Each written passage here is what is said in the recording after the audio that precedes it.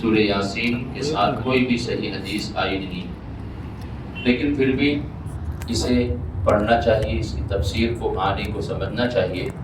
کیونکہ اس میں توحید، عقیدہ، آخرت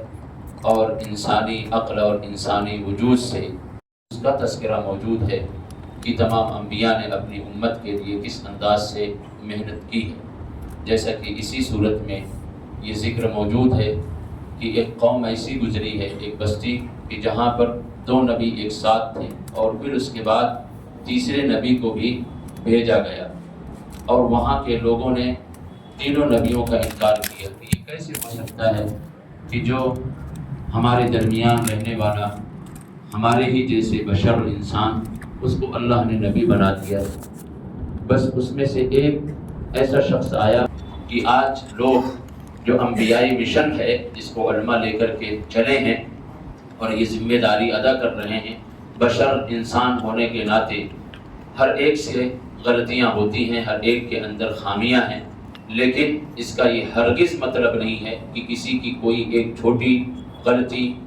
یا کوئی خامی لے کر کے لوگوں کو اس سے بدظن کیا جائے، بلکہ اس میدان میں اگر کوئی ہے اپنی تمام تر کوتاہیوں کے باوجود بھی اگر اس میدان میں ہے تو ہمیں چاہیے کہ ہم اس کا بھرپور تعاون کریں، ساتھ دیں اس کا۔ تو ان میں سے ایک شخص اٹھا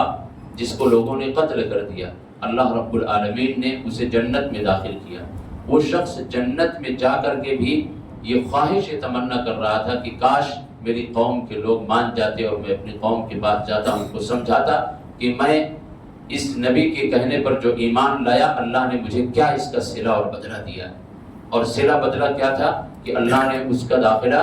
جنت میں کر دیا تھا۔ تو وہ چاہتا تھا کہ میں جا کر کے بتا دوں کہ ہم نے ایمان لایا تو اس کا ثمرہ اور اس کا نتیجہ اور اس کا بدلہ یہ ہوا کہ اللہ نے مجھے جہنم میں ڈال دیا، اور وہ جنت میں، نعوذ باللہ، جنت میں ہمارا داخلہ کر دیا۔ تم سب بھی ایمان لاؤ تو اس کا نتیجہ اور اس کا ثمرہ اللہ رب العالمین کے ہاں بہت بہتر پاؤ گے۔ تو اس صورت کے اندر بہت ساری چیزوں کی طرف اشارہ اللہ رب العالمین نے کیا ہے، عقیدے کو سمجھایا ہے، رسالت کو سمجھایا ہے، اور انبیائی مشن کو سمجھایا ہے، انسان کی تخلیق کو بتلایا ہے کہ انسان اگر یہ سوچتا ہے کہ دوبارہ زندہ نہیں ہوگا، اس کی ہڈیاں بوسیدہ ہو جائیں گی، قبر کے اندر ختم ہو جائیں گی، اللہ رب العالمین اس کو بھی سمجھایا کہ ایسا نہیں ہے، اللہ رب العالمین ہر چیز پر قادر ہے۔ جس طریقے سے تمہارا وجود نہیں تھا، تمہارا کوئی ڈھانچہ نہیں تھا، تو اللہ نے تم کو پیدا کیا، اب تو تم اللہ رب العالمین کی طرف سے ڈھانچے کی شکل میں بنا دیے گئے ہو۔ یہ تو اللہ رب العالمین پر اور آسان ہے۔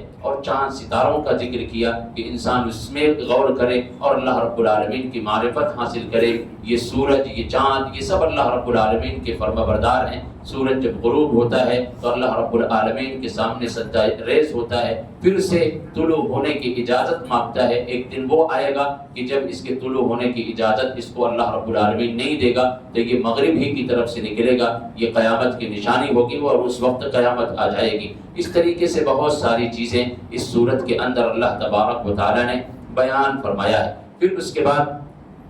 اللہ تبارک و تعالیٰ نے سورہ صافات جہاں سے ابتدا ہوتی ہے اس میں فرشتوں کا ذکر کیا ہے کہ فرشتے کس انداز سے فرمانبردار ہوتے ہیں، سب بندی کر کے کھڑے ہوتے ہیں۔ اس میں جو ایک واقعہ ہے، کئی نبیوں کا اس کے تذکرہ ہے، نوح علیہ السلام کا ہے، موسیٰ علیہ السلام کا ہے، بہت سارے انبیاء کا اللہ تبارک و تعالیٰ نے بطور خاص نصیحت کے لیے قصوں کو بیان کیا ہے۔ یونس علیہ السلام کا بھی تذکرہ اللہ تبارک و تعالیٰ نے اس میں کیا ہے۔ ایک بہت ہی سبق آموز جو واقعہ ہے اس میں ابراہیم علیہ السلام اور اسماعیل علیہ السلام کا واقعہ ہے۔ اس واقعے کو ہمیں اور آپ کو اچھی طریقے سے سمجھنا بھی چاہیے، پڑھنا چاہیے، اور ہم و آپ اللہ رب العالمین کے جس طریقے سے ابراہیم اور اسماعیل اللہ کے فرما بردار تھے اس طریقے سے بننے کی کوشش کریں کہ بڑھاپے کے عالم میں اللہ رب العالمین نے سہارا دیا، بیٹے کی شکل میں دیا کہ یہ تمہارے بڑھاپے کا سہارا ہوگا، لیکن خواب میں دیکھتے ہیں کہ اللہ نے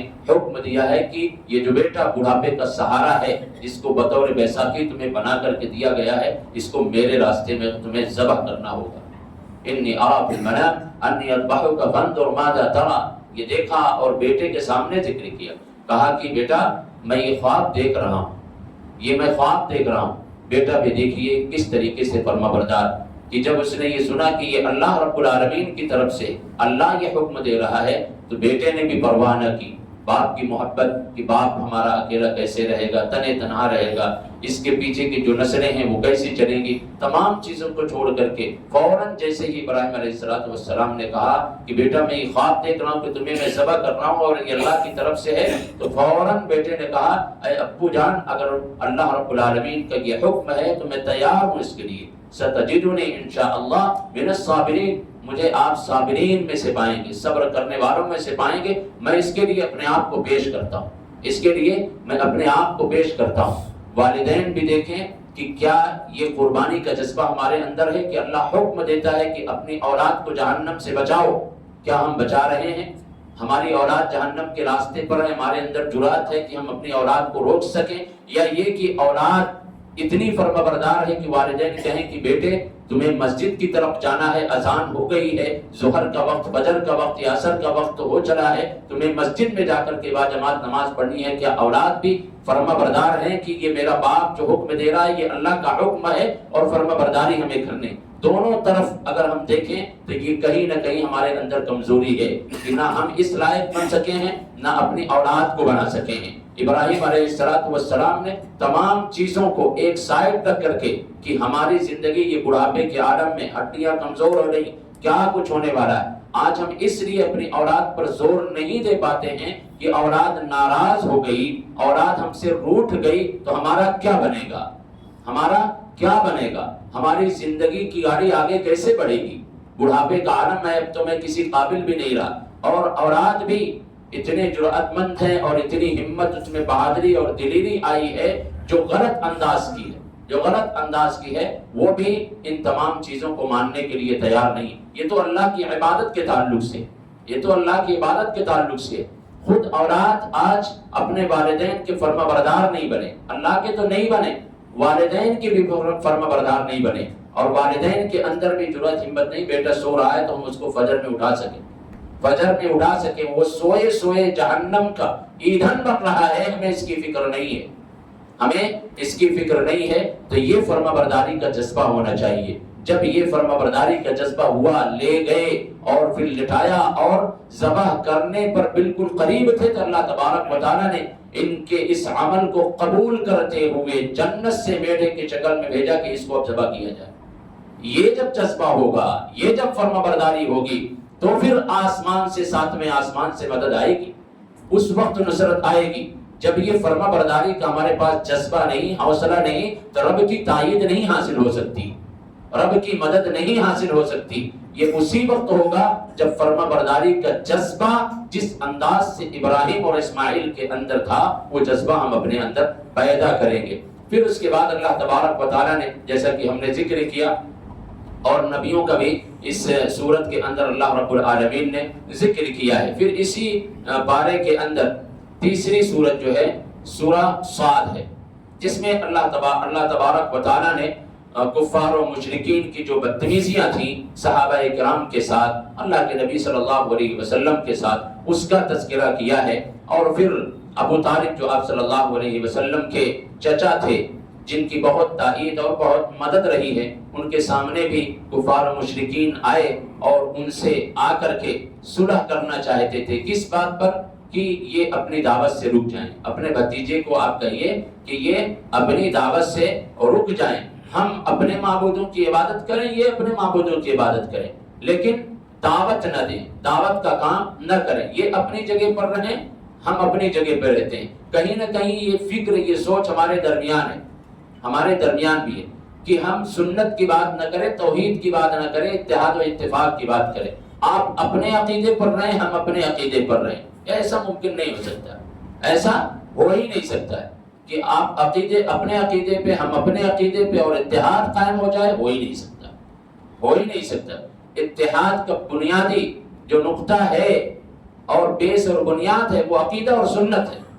عقیدہ و سنت نہیں ہے، فکری اعتبار سے، عقدی اعتبار سے جب ہم ایک نہیں ہو سکتے، اللہ رب العالمین کی عبادت میں ایک نہیں ہو سکتے، رسول کی فرمانبرداری میں ایک نہیں ہو سکتے، تو دنیاوی اعتبار سے ایک ہو جانا یہ ناممکن سی بات ہے۔ اس لیے بہت ضروری ہے۔ تو ان لوگوں نے آ کر کے اس طریقے سے بات کی، لیکن اللہ کے نبی صلی اللہ علیہ وسلم نے فرمایا کہ ایسا نہیں ہو سکتا ہے، ہمیں عرب و عجم کا مالک بھی بادشاہ بھی بنا دیں لوگ، پھر بھی اس کے باوجود بھی میں اس سے رکنے والا نہیں، اس سے رکنے والا نہیں ہوں۔ یعنی یہاں یہ معلوم چل رہا ہے کہ اللہ کے نبی صلی اللہ علیہ وسلم حکومت قائم کرنے کے لیے مبعوث نہیں کیے گئے تھے، کیونکہ آپ نے کہا کہ ہمیں اگر بادشاہی دے دی جائے، بادشاہ بنا دیا جائے، ہمیں مالک بنا دیا جائے، یہ لوگ سارے ہمیں بادشاہ تسلیم کر لیں، پھر بھی یہ جو دعوت دین اور توحید لے کر کے آیا ہوں اس سے باز آنے والا نہیں ہوں۔ تو اس صورت کے اندر ان تمام چیزوں کی طرف اللہ تبارک و تعالیٰ نے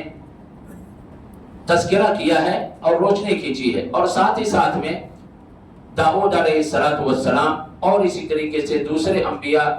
سلیمان علیہ السلام، ایوب علیہ السلام، ان تمام پر جو نعمتیں اللہ تبارک و تعالیٰ نے کی ہے اس کا تذکرہ کیا۔ پیچھے اس تعلق سے کچھ باتیں آ چکی تھیں، اور ان تمام چیزوں کا تذکرہ کرنے کے بعد اللہ نے یہاں بھی اشارہ کیا ہے کہ تمام نعمتوں کا تقاضا یہ ہے کہ انسان ایک اللہ کی عبادت کرے، اللہ کا شکر ادا کرے، اللہ رب العالمین کا ہمیشہ ذکر کرتا رہے، شکر بجا لائے، اللہ کی عبادت میں اپنی زندگی گزارے۔ تمام نعمتوں کا تقاضا اور لب لباب یہی ہے کہ انسان اپنی زندگی کو اس انداز سے گزارے۔ پھر سورہ الزمر ہے، اس میں اللہ تبارک و تعالیٰ نے ایک نقطہ بیان کروں گا کہ وسیلے کا تذکرہ بیان کیا ہے، کہ کفار و مشرکین کہتے تھے کہ ہم ان کی عبادت نہیں کرتے، بلکہ وہ ہماری نظر میں اللہ کے بہت ہی مقرب ہیں، بہت ہی قریب ہیں، اس لیے ہم ان کو وسیلہ بناتے ہیں کہ وہ ہمیں اللہ سے قریب کر دیں، رشتہ ہمارا اللہ سے مضبوط کرا دیں۔ لِيُقَرِّبُونَا إِلَى اللَّهِ زُلْفَىٰ، ان کا یہ عقیدہ تھا۔ کہیں نہ کہیں یہ عقیدہ ہمارے درمیان بھی موجود ہے کہ ہم وسیلہ بناتے ہیں۔ اس کا ذکر کیا تھا کہ طرح طرح سے لوگ مثال بیان کرتے ہیں، سیڑھیوں کا مثال بیان کرتے ہیں، چھت پہ جاؤ گے تو کیسے جاؤ گے، سیڑھی کی ضرورت ہے، جج سے ملنے جاؤ گے تو ڈائریکٹ مل نہیں سکتے ہو، حاکم وقت سے ملنے جاؤ گے تو نہیں مل سکتے ہو، جبکہ یہ دنیا کا حاکم ہے تو پوری کائنات کا جو حاکم ہے اس سے کیسے مل سکتے ہو، نعوذ باللہ من ذالک۔ ہم نے یعنی یہ مثال دے کر کے ہم کبھی غور ہی نہیں کرتے کہ اللہ رب العالمین کو کتنا ادنا کر کے ہم پیش کر رہے ہیں۔ اللہ کسی کا محتاج نہیں، اللہ کسی کا محتاج نہیں ہے کہ فلاں کو میں اسی وقت فلاں کی بات کو سنوں گا جب ہمارا فلاں بندہ آ کر کے ہم سے سفارش کرے گا۔ اللہ کسی کی سفارش کا محتاج ہے، نعوذ باللہ، وہ کسی کی سفارش کا محتاج نہیں، وہ سب کی سنتا ہے، سب کی سنتا ہے، سب کو نوازتا ہے۔ اس دنیا میں تو فاجر و فاسق سب کو نوازتا ہے، اور آخرت میں صرف ایمان والوں کو نوازے گا۔ تو اللہ ان تمام چیزوں کو اللہ رب العالمین نے اپنے درمیان حائل نہیں کیا ہے، ان تمام وسائل کو ختم کر کے اللہ نے کہا ہے کہ ڈائریکٹ میرا بندہ مجھ سے مانگے، کیونکہ ہم سب اس کے بندے ہیں، وہ ہمارا مالک۔ ایسا کون سا مالک ہے کہ وہ مالک بھی بن جائے اور پھر کسی کو ڈائریکٹ سن نہ سکے؟ یہ تو اللہ رب العالمین کی شان میں بہت ہی عجیب و غریب بات ہے۔ اگر انسان کہے کہ ہم اس علاقے کے ذمہ دار ہیں، اور پھر